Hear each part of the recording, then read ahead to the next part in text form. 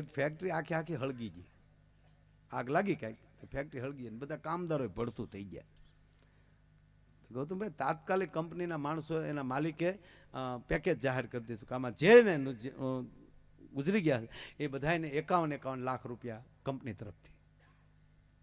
તા તો ઘરે બાયું બેઠી બેઠી દુઃખ તો થાય પણ કંપની વાળા સારા કહેવાય.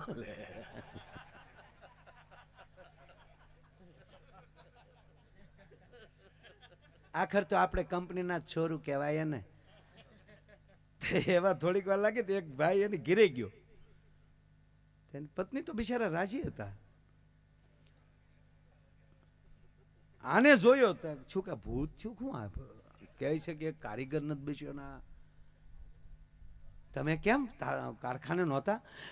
એ કે હું માવો લેવા ગયો હતો. કેતું નહીં કહું માવા બંધ કરો,